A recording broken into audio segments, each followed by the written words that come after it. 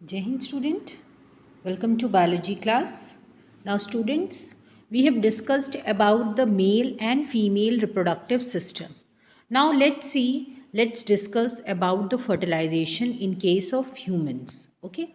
Now in case of human beings, fertilization occur in the body of the female partner. This is very important. Okay. And now how this fertilization occur by the fusion of gametes. Now what are gametes क्या होते हैं? Reproductive cells होते हैं. और ये gametes कैसे produce होते हैं? ये गैमीट्स प्रोड्यूस होते हैं, एक प्रोसेस होता है जिसको हम बोलते हैं gametogenesis. Gametogenesis means the process of production of gametes, that is egg in case of female and sperms in case of male. Now ये जो गैमेटोजेनेसिस होती है ये 3 स्टेप्स में होती है.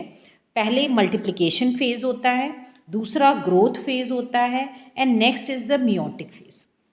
ओके अभी आपको बहुत ज़्यादा इसको डिटेल में नहीं पढ़ना है at all level. 8th class में इट इज़ नॉट रिक्वायर्ड, क्योंकि ये सब डिटेल जो है आप क्लास 11th में इसको आप 11th इनफैक्ट नहीं बल्कि 12th क्लास में आप इसकी डिटेल पूरा पढ़ेंगे. Okay so multiplication phase means cells multiply करते हैं, ग्रो करेंगे एंड फाइनली उनमें मियोटिक डिवीजन होगा जिसको हम रिडक्शन डिवीजन बोलते हैं, जिसकी वजह से क्रोमोसोम्स नंबर हाफ हो जाते हैं. क्यों? क्योंकि जो हमारे ह्यूमन बॉडी की अगर हम बात करें, हमारी बॉडी में बेटा 46 क्रोमोसोम्स होते हैं, ठीक है, या हम ये भी कह सकते हैं 23 पेयर्स ऑफ क्रोमोसोम होते हैं. लेकिन जो गैमीट्स होते हैं, जब गैमीट्स फ्यूज़ करते हैं, जो सेक्स सेल्स होते हैं that is your sperms and ओवा, जब ये फ्यूज़ करते हैं बेटा तो इनमें जो क्रोमोसोम्स नंबर होते हैं जब ये बनते हैं, जब इनमें गैमेटोजेनेसिस होती है उसी समय इनमें क्रोमोसोम नंबर हाफ हो जाता है. क्यों हाफ हो जाता है? क्योंकि हाफ क्रोमोसोम्स फादर से आते हैं, हाफ क्रोमोसोम्स मदर से आते हैं, और ये दोनों जब फ्यूज़ करते हैं तब जो है जाइगोट बनता है जिसमें 46 क्रोमोसोम्स आते हैं. क्योंकि अगर रिडक्शन डिवीजन नहीं होगा तो प्लॉइडी चेंज हो जाएगी, ठीक है, क्रोमोसोम्स नंबर चेंज हो जाएंगे. उस कंडीशन में ह्यूमन बीइंग नहीं बनेगा, कुछ और ही बनेगा. So in order to maintain the number of the chromosomes, ये रिडक्शन डिवीजन जिसको कि मियोटिक डिवीजन भी बोलते हैं, ये बहुत इंपॉर्टेंट स्टेप होता है गैमेटोजेनेसिस में. ओके मेल्स में क्या होता है? प्रोडक्शन ऑफ स्पर्म्स, इसको हम बोलते हैं स्पर्मेटोजेनेसिस. और ये कहाँ होता है? टेस्टिस में होता है. आपको पता है, आपने पढ़ा था स्ट्रक्चर में, टेस्टिस जो हैं दे फॉर्म स्पर्म्स, ये एक उनका फंक्शन है.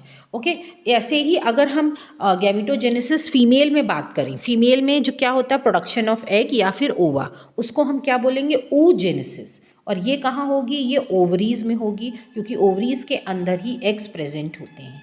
Okay so this is just a general outlay. अब क्या हुआ? गैमीट्स हमें पता चल गए, गैमीट्स कैसे बनते हैं? By the process of gametogenesis. Male में इसको बोलते हैं स्पर्मेटोजेनेसिस क्योंकि स्पर्म्स बन रहे हैं, फीमेल में बोलते हैं oogenesis क्योंकि एग्स बन रहे हैं. Okay, now what happened? These sperms, okay, in order to in order to begin the fertilization, begin the fertilization के लिए हमको क्या चाहिए? हमको gametes चाहिए. And when this sperm fuses with the egg or ovum, then this process is known as fertilization. इसी process को हम fertilization बोलते हैं.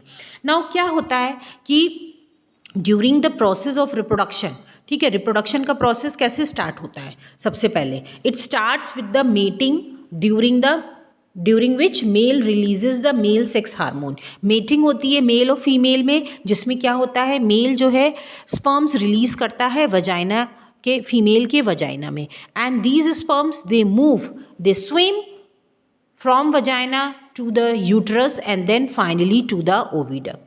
So when sperms they come in contact with the egg or ovum, कहाँ पे? In the oviduct, then only one sperm fuses with the egg. Okay, only one sperm may fuses with the egg. Now यहाँ पे क्या एक ही sperm release होता है? नहीं.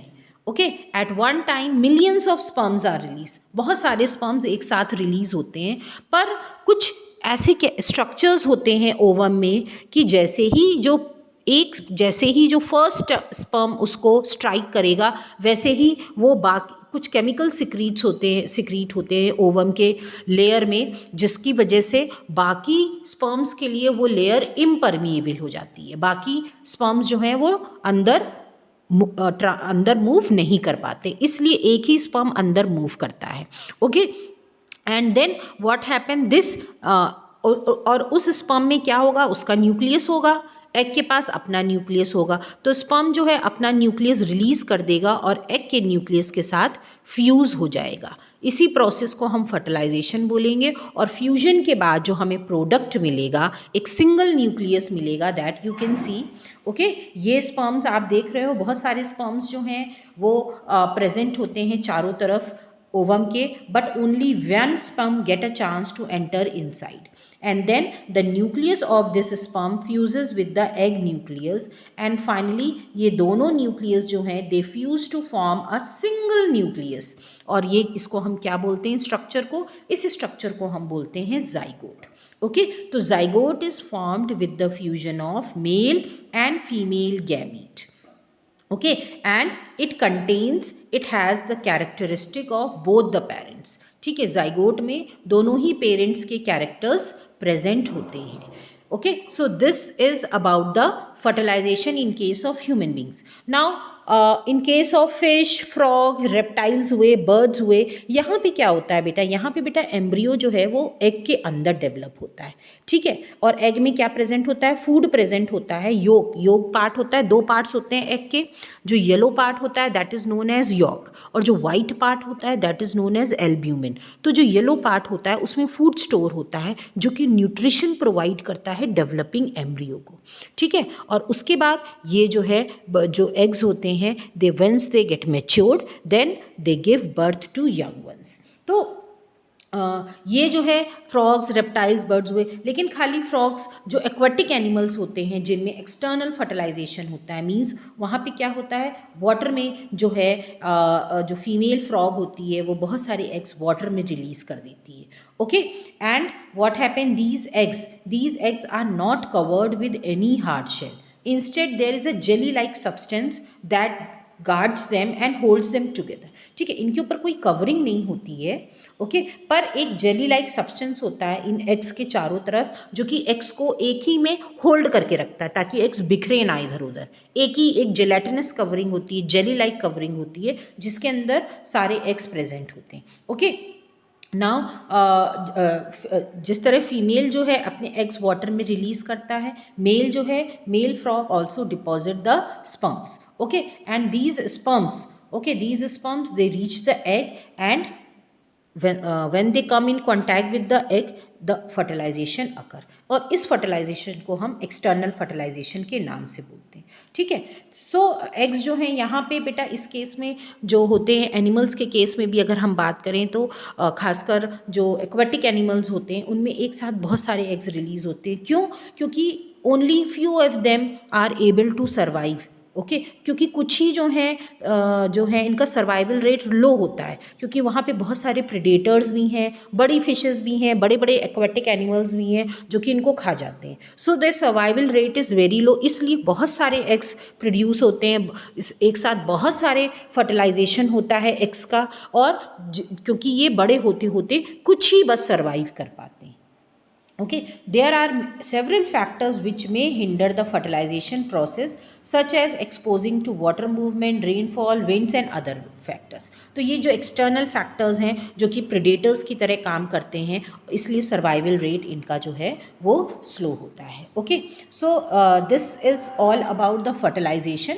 Hope you all have understood. Now next lecture में हम पढ़ेंगे कि जो hen होती है, ओके, hen में फर्टिलाइजेशन जो है बेटा इंटरनल होता है but still it lays egg, वो फिर भी एग देती है। तो what is the reason behind it? Okay, क्योंकि यूजुअली जहाँ पे एक्सटर्नल फर्टिलाइजेशन होता है they are egg laying animals. ठीक है, वहीं पे जो है एग जो है रिलीज़ होता है, बट इसमें जो है फर्टिलाइजेशन जो है इंटरनल होता है but still egg is released.